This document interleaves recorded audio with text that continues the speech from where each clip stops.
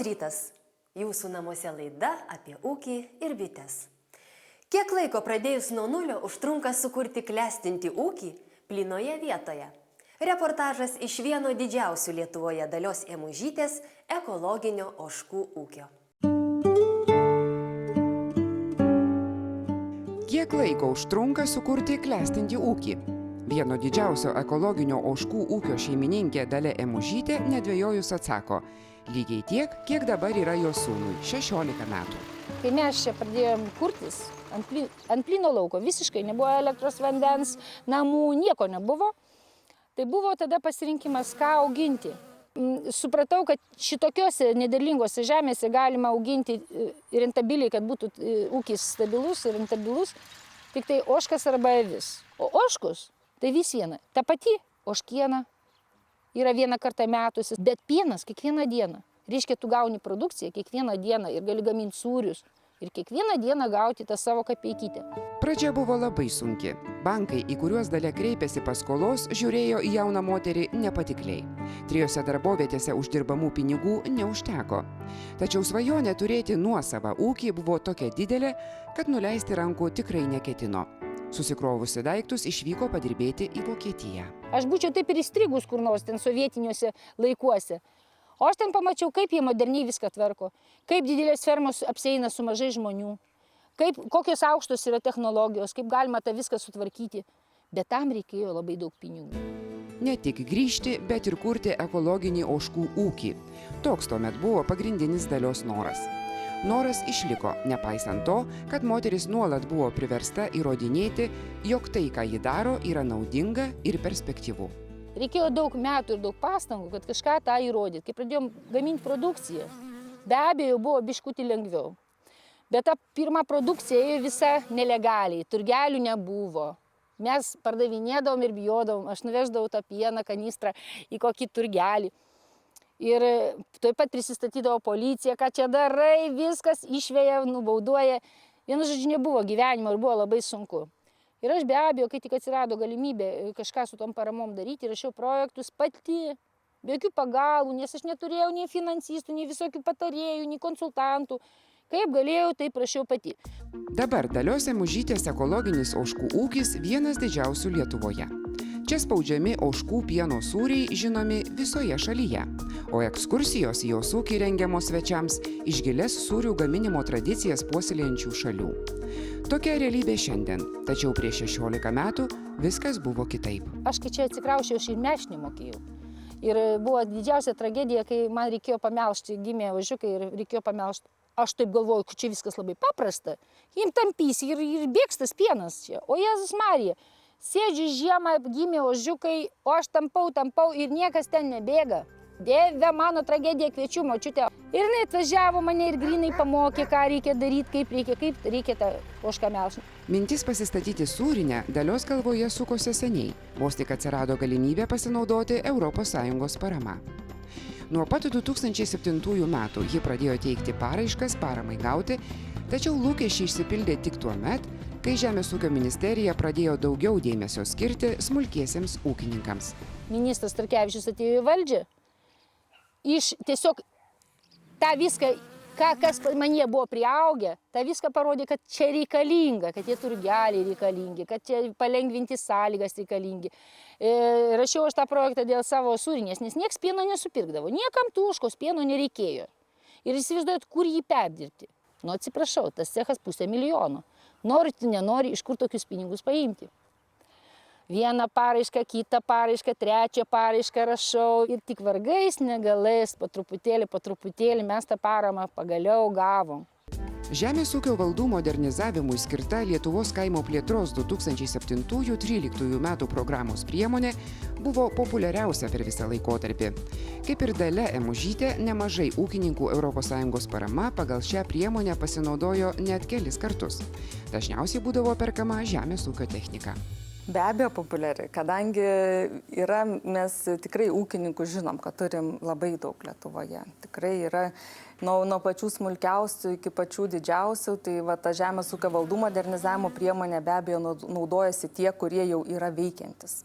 Jau tie, kurie veikia 2 metus ir ilgiau, Vat, be abejo, jie irgi reikia kažkokių tai ir gamybinių įrenginių ir visi be abejo naudojasi tą paramą ir, sakykime, lėšų irgi mes daug skiriam tam dalykui. Jeigu žiūrėti taip pat per visą programinį laikotarpį, tai mes skiriam 1,5 milijardo litų šiai priemoniai.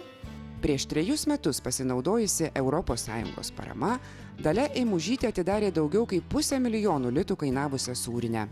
Ši sūrinė atitinka aukščiausius ES standartus. Aš būčiau iki gyvenimo galo tas skolas mokėjus, o čia jau dabar kažkas tai grįžo ir gali toliau kažką investuoti ir toliau kažką veikti.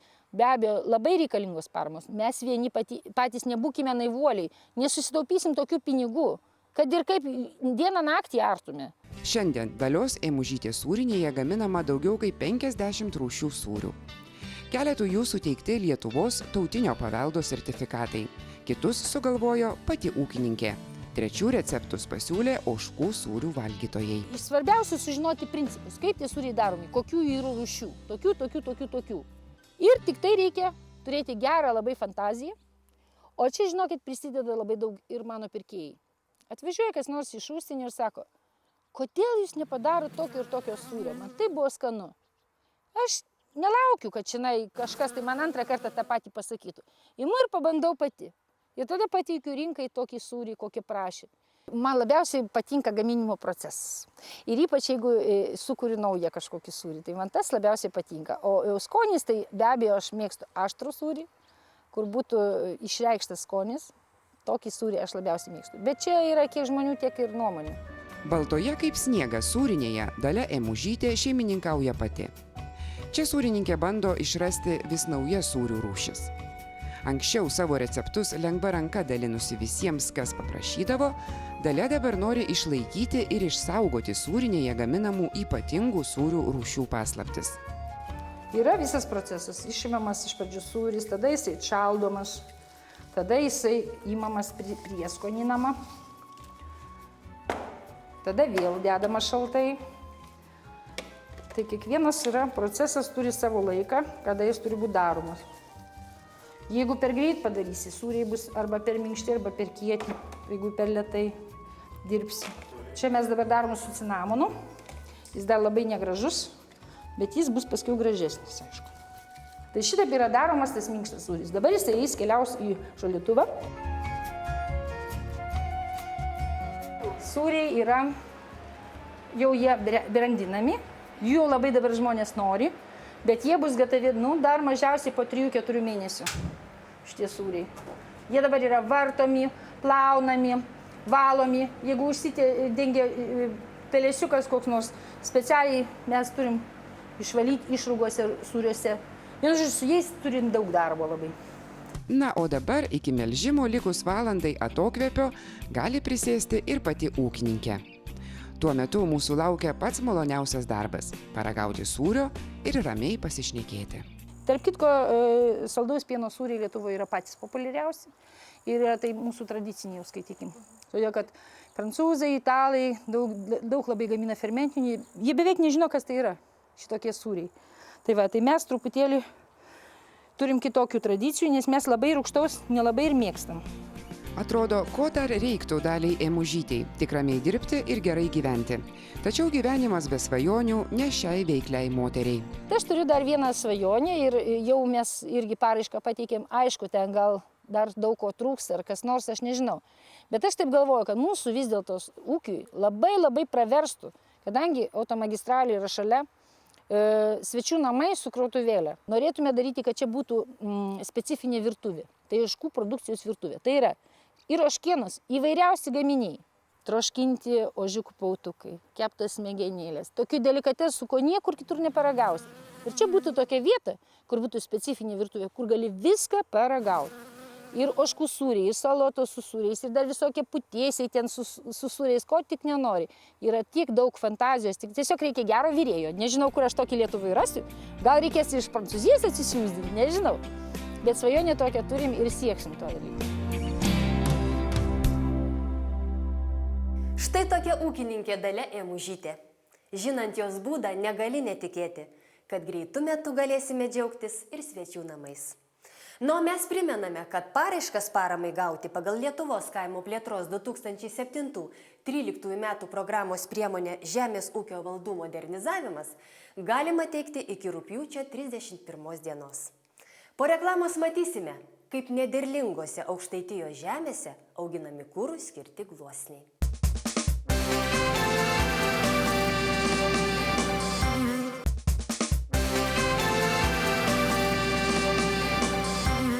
Kol politikai svarsto, kokiu keliu turėtų pasukti mūsų šalies energetika, veiklūs verslininkai jau dabar augina kurą biomase kūrenamoms katilinėms.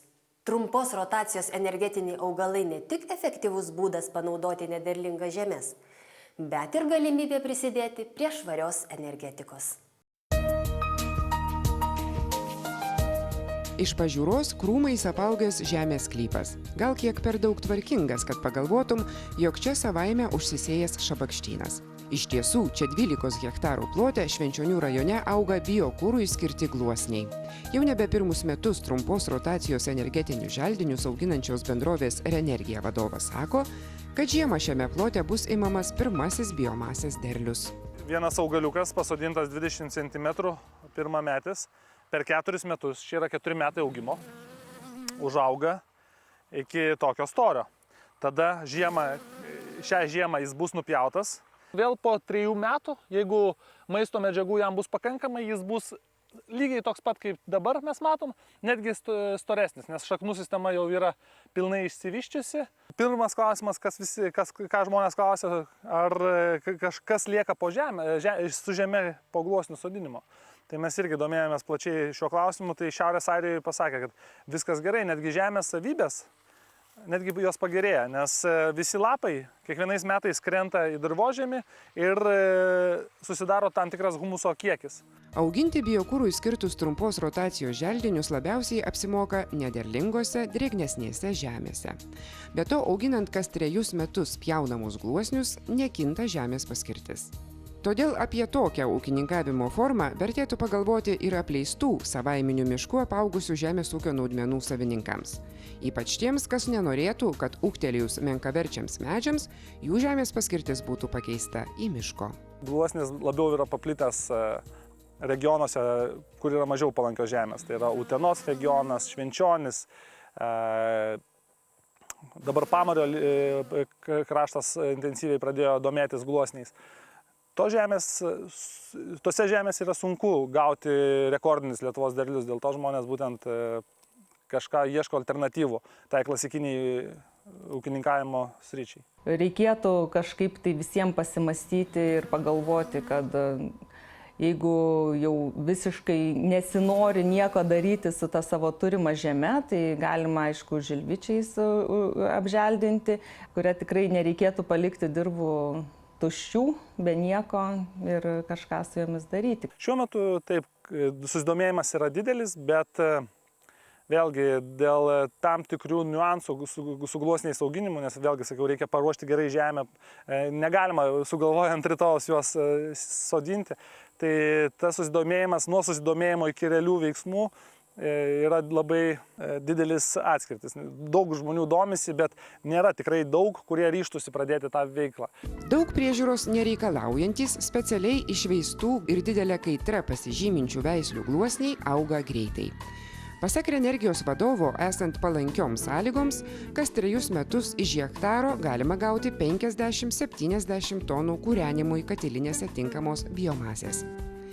Tačiau tam, kad energetiniai augalai taptų pelningu verslu, reikia galvoti apie tikrai nemažus plotus. Nuo kokio ploto apsimoka jau pradėti apie tai galvoti? Irgi labai dažnas klausimas, bet labai sunkiai atsakomas. Kiekvienas turi savus skaičiavimus. Jeigu vienas galvoja, kad jam gluosniai padės gauti papildomą litą prie jo veiklos, tai jis gali galvoti netgi apie keletą hektarų. Galbūt jis pasiryžęs tos pačius gluosnius naudoti savo namui šildyti.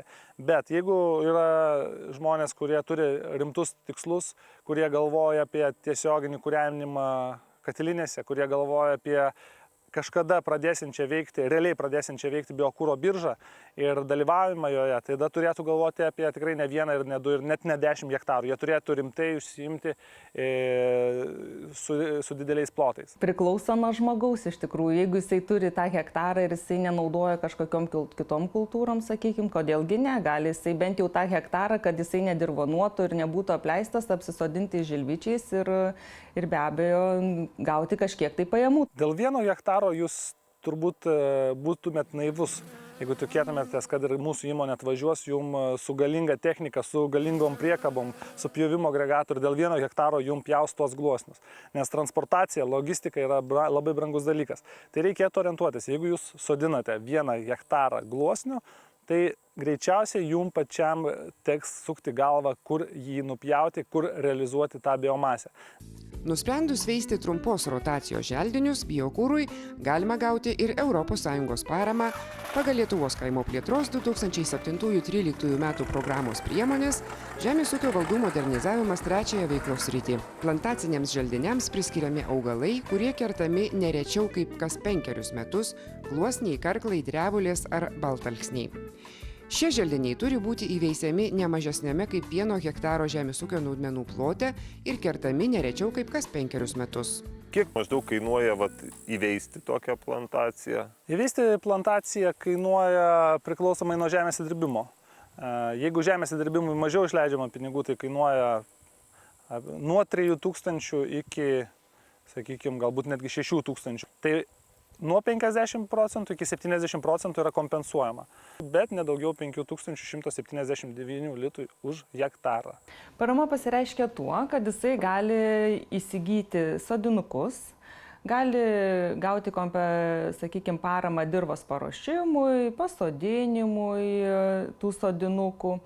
Taip pat gali būti kompensuojamos patirtos išlaidos už želdinimo projekto parengimą. Mes naudojamės šitą paramą ir tai mums iš tikrųjų padeda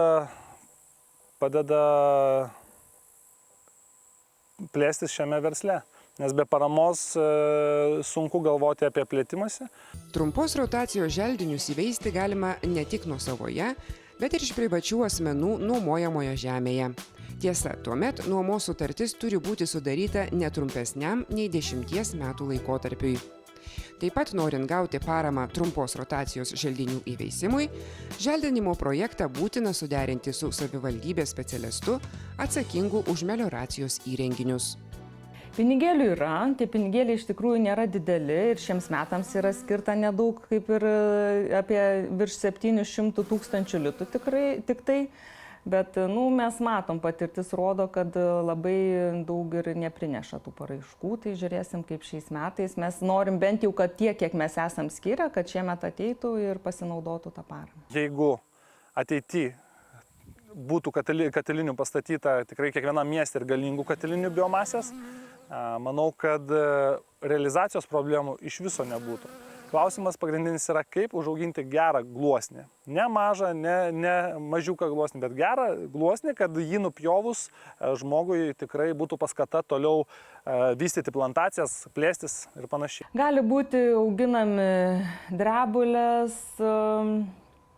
baltalksniai, gluosniai ir karklai. Yra 4 augalų rūšis. Nes tai turi būti trumpos rotacijos tie želdiniai, tai būtent, kad laikotarpis tarp 2 kirtimų negali būti ilgesnis kaip 5 metai. Tai yra jau programoje, mes esam sudėrėję su komisija ir nustatę, kad būtent tos 4 rūšis greitai augančių augalų yra tinkamos finansuoti pagal šią priemonę. Per kiek laiko tas atsipirkimas? Pagal mūsų skaičiavimus, jeigu yra tinkamai užauginamas gluosnis, pirmoji rotacija atperka jūsų išlaidas ir antroji, trečioji ir toliau rotacijos yra su minimaliais kaštais priežiūros, grinai pelningos, jau nešančios pelną. Gluosniai daug priežiūros nereikalaujanti kultūra. Sustiprėję ir gerai įsišaknyję medeliai, net ir neprižiūrimi gerai auga. Įveisus plantaciją pirmą kartą gluosnius reikia nupjauti po metų, tam, kad jie pradėtų šakotis. O vėliau gluosniai pjaunami kas 3 metus. Be to, pirmuosius 2 metus sodinukus reikia saugoti nuo piktžolių. Čia yra freza kultivatorius, kuris yra skirtas kovai su piktžolėm. pirmais metais iš tikrųjų tai yra svarbu gluosnius auginant, nes jeigu nebus sukovota su piktžolėm, tai gali jos nustelbti gluosnius, kol jie yra maži, o tada bus pakankamai blogi rezultatai tolimesniam derliui, tolimesniam biomasės kiekiui.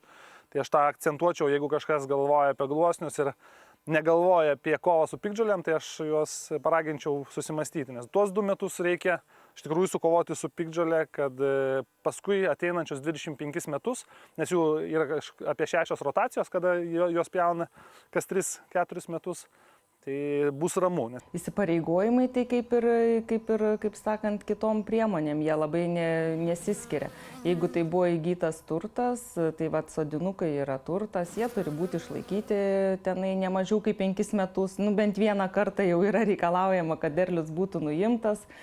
Turi be abejo ten neturėti įsipareigojimų, įsiskolinimų valstybei, bet kažkokių didelių ten ir specifinių įsipareigojimų tikrai pagal šią priemonę nėra, nes jinai yra gana paprasta ir tie reikalavimai, kadangi turtas įgyjamas irgi yra būtent tas pats, kur ir derlius nuimamas, tai tą turtą reikėtų bent kelis kartus, kaip sakant, panaudoti.